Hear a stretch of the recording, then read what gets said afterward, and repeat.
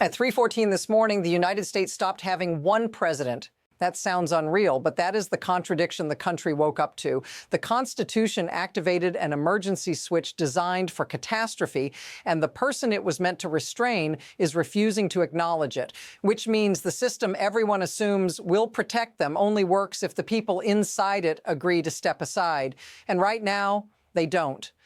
A courier left the vice president's residence at the Naval Observatory just after 3 a.m., carrying 2 sealed envelopes. One was delivered to the Speaker of the House, the other to the President pro tempore of the Senate. Inside both was the same single-page document signed by the Vice President and a majority of the Cabinet, formally declaring that the President is unable to discharge the powers and duties of his office. That sentence is not symbolic, it is mechanical. The moment those letters were received, presidential power was supposed to transfer instantly, like a circuit breaker flipping in the dark. But here's where this stops being procedure and becomes danger. The president did not leave. He did not comply. According to multiple sources, he is inside the White House residence right now, barricaded, directing the Secret Service to block the vice president from entering the grounds, and publicly declaring that what just happened is not constitutional law, but a coup. Which means at this exact moment, the United States has 2 people claiming to be commander-in-chief, 2 people asserting authority, 2 chains of command issuing orders that cannot both be legal. And that matters to you because the government does not pause while lawyers argue. The military does not wait for clarity. Systems built for certainty are now operating inside ambiguity. And sitting at the center of that ambiguity is power that cannot be recalled once it moves. This is not about politics yet. This is about whether a system built on rules can survive when one person decides the rules no longer apply to him, and the next move hasn't happened yet. Then stay with me, because to understand how dangerous this is, you need to understand what just got triggered and why it almost never gets used. Most people hear 25th Amendment and think of one simple thing: succession. The president dies, the vice president steps in, clean, familiar. That's not what's happening here. What was activated at 3:14 a.m. was Section 4, the part of the Constitution written for a nightmare scenario lawmakers hoped would never occur. A president who is alive, conscious, speaking, issuing orders, but whose own vice president and cabinet conclude that letting him continue would put the country at risk. That's why this feels unreal, because this mechanism was designed for medical collapse, for silence, for incapacity you can see on a hospital bed, not for a president who says, "I'm fine," and refuses to move. And here's the detail that changes how you should see this. Under Section 4, there is no waiting period, no court review, no congressional vote. The transfer of power is immediate the instant Congress receives that declaration. That already happened. Constitutionally, the vice president became acting president in the middle of the night. But the president is still physically occupying the White House and rejecting that reality. So ask yourself this question, because everything else flows from it. When the law and physical control split apart, which one actually governs? That question is no longer theoretical.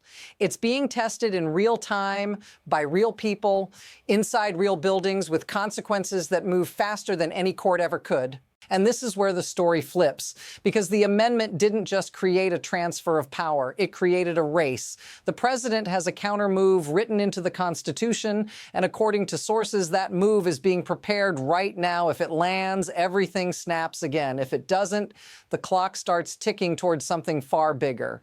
And that's where this stops being about paperwork and starts becoming about control. Here's the claim that matters, and it's uncomfortable. This was not a symbolic warning shot. This was a live transfer of power. And we know that because of how Section 4 actually works. The document carried out of the Naval Observatory wasn't an opinion or a recommendation.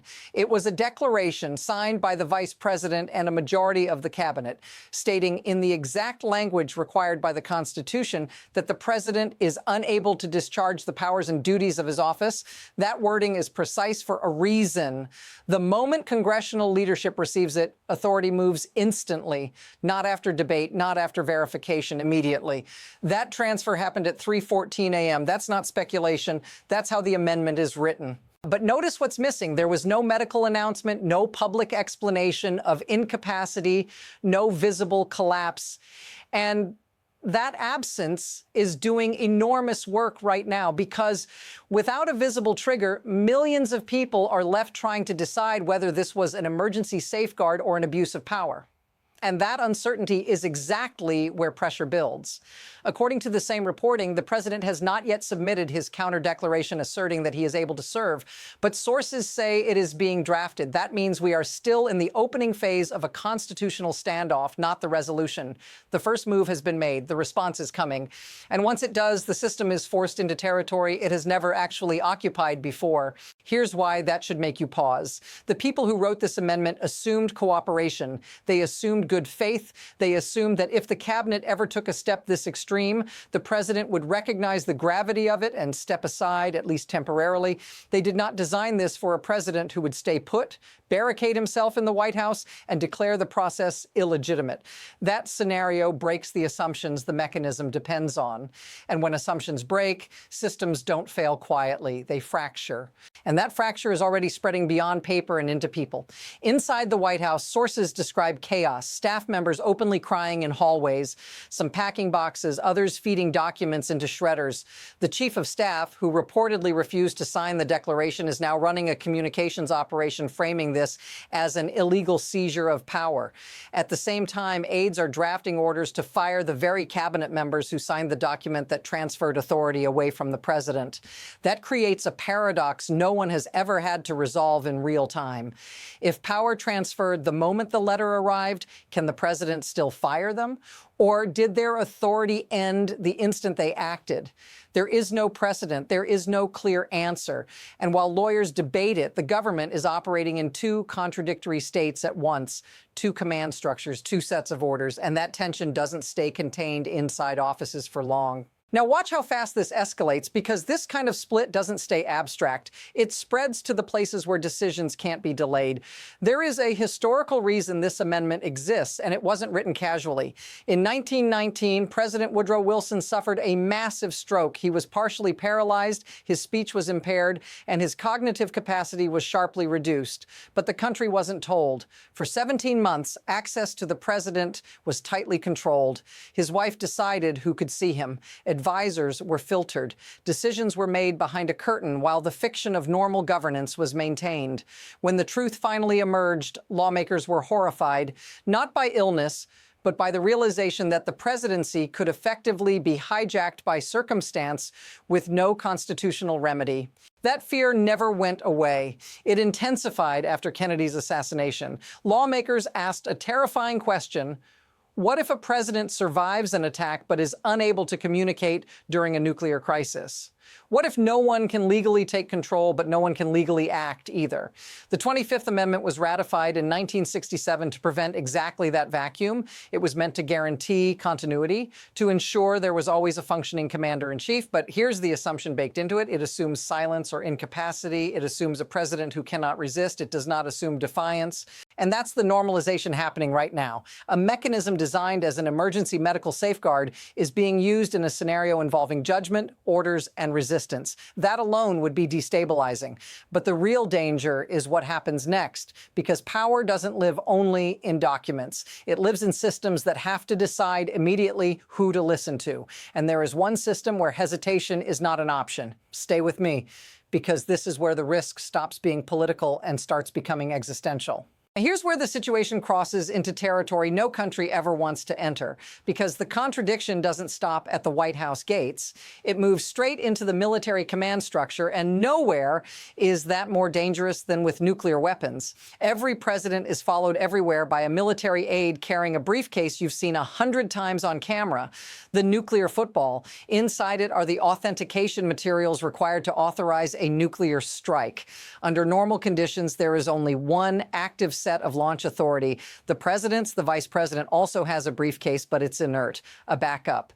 It only activates if the president is confirmed dead or formally incapacitated. At 3:14 a.m., according to the text of the amendment, the vice president became acting president. That means his codes should have activated at that moment, and the president's should have been deactivated. But here's the detail that changes everything. That switch is not automatic. A human being has to recognize the transfer and enforce it. That responsibility runs through the National Military Command Center at the Pentagon. And according to sources, the chairman of the Joint Chiefs of Staff is currently inside the most secure room in the building, wrestling with a question no chairman has ever had to answer.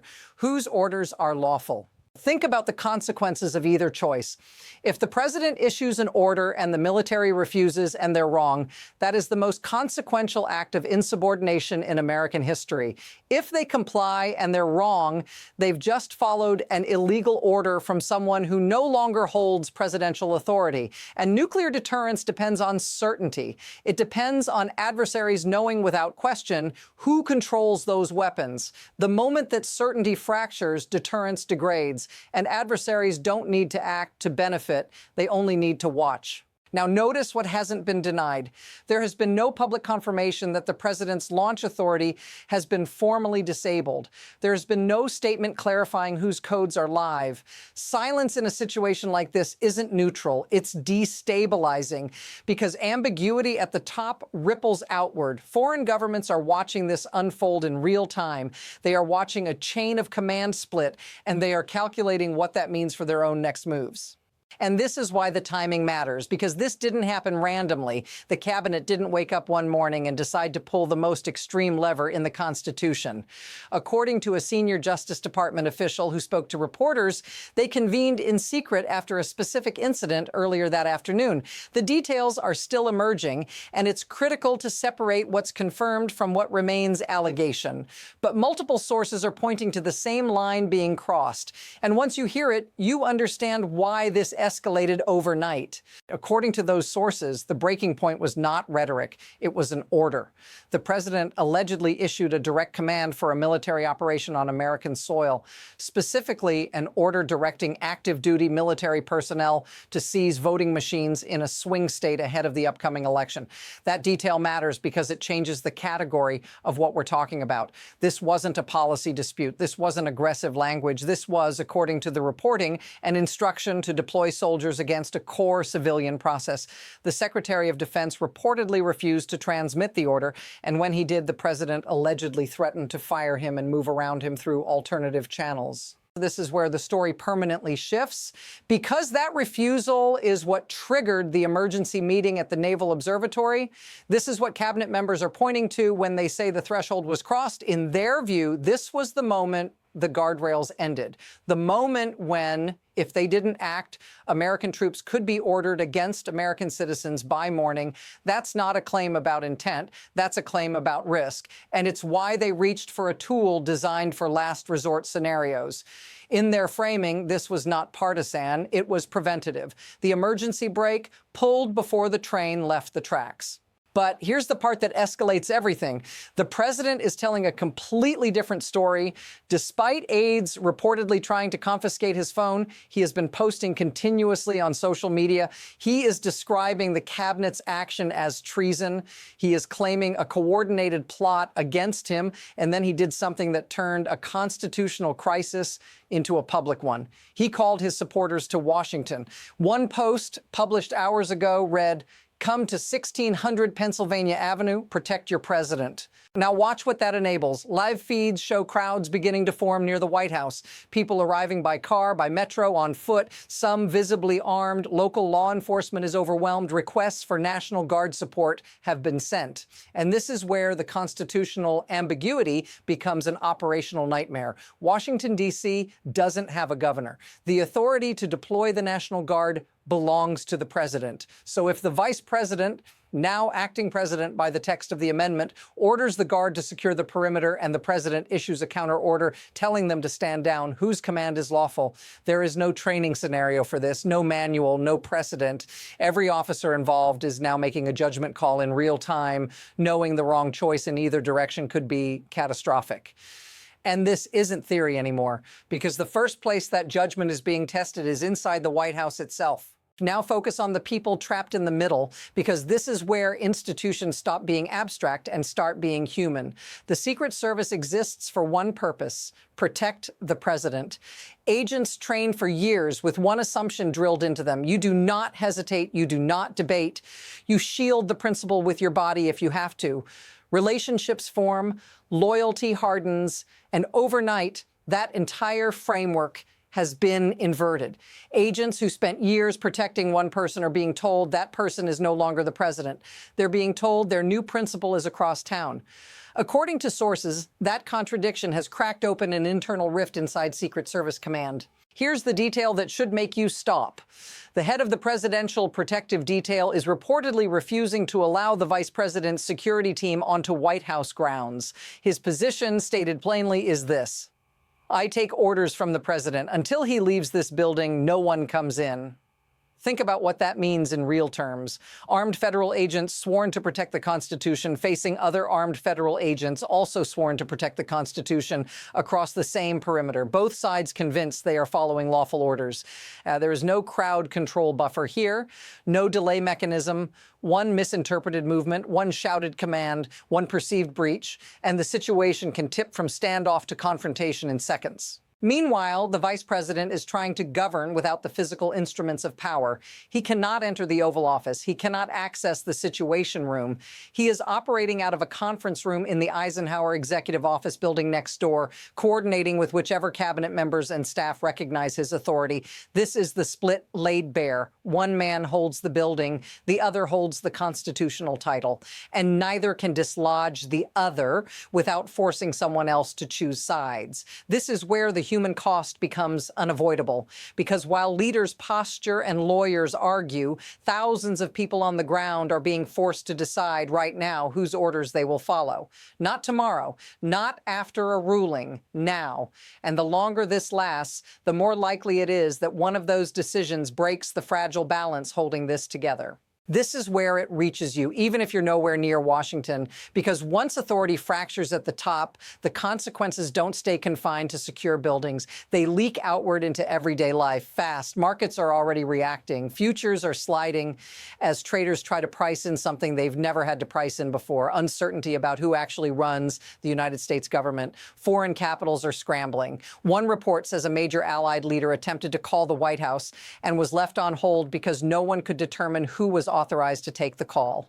That sounds small until you realize what it represents: diplomacy freezing in real time. And then there's the streets. Crowds are continuing to gather near the White House, people responding not to an official order, but to a social media post, some of them armed, police stretched thin, requests for National Guard support moving through a chain of command that no longer agrees on who sits at the top of it. If you're watching this thinking it feels familiar, that it resembles moments you've seen in other countries on the brink, say that in the comments, because that recognition matters. This is what it looks like when institutional authority weakens before public trust catches up. Now step back and look at the system itself, because outrage alone doesn't explain how this is possible. The mechanism that allows this crisis to exist is leverage. The Constitution provides emergency tools, but it assumes restraint. It assumes shared incentives to preserve stability. What happens when those incentives disappear? When spectacle outweighs process, when speed beats deliberation, when loyalty to a person becomes stronger than loyalty to an office. Systems built on norms don't collapse all at once. They stretch, they strain, and then they reach a point where every actor starts optimizing for survival instead of legitimacy. Here's the unsettling insight. No one has to be evil for this to happen.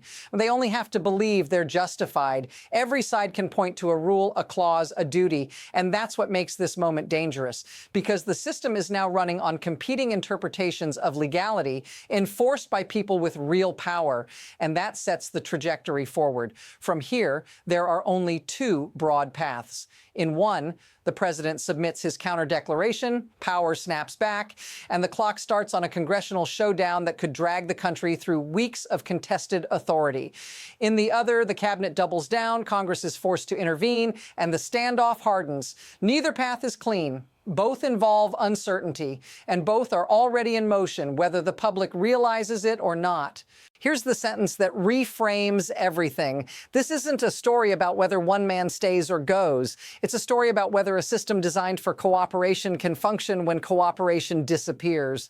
The next decision will tell us which way that answer bends. And if you want to understand what happens after that decision and what this unlocks going forward, that's what we'll break down next. Follow and stay here. This isn't over.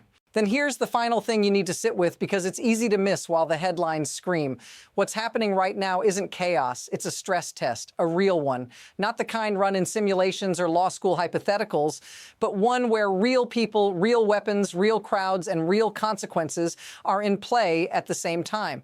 The Constitution is being asked to do something it was never designed to do on its own: resolve a power struggle when the losing side refuses to acknowledge the loss. And paper can't enforce itself, only people can. This entire crisis turns on one quiet assumption most systems make without saying out loud: that legitimacy is accepted faster than it is enforced. Once that flips, once enforcement has to precede acceptance, every institution starts to look fragile. The White House becomes a building. Orders become suggestions. Authority becomes something you argue about instead of something you follow. And that's why this moment matters far beyond this presidency, this election, or this week. Because whatever happens next becomes precedent, even if no one wants it to. Here's the loop that should stay in your head. If this resolves cleanly, it will be because enough people chose restraint over advantage. If it doesn't, it won't be because the rules failed. It will be because belief in the rules did. The next statement, the next order, the next refusal is already forming somewhere behind closed doors. And when it breaks into public view, it will tell you exactly which direction this is going. Stay with this story, follow for what comes next, because moments like this don't announce their ending in advance. They only tell you afterward whether the system held.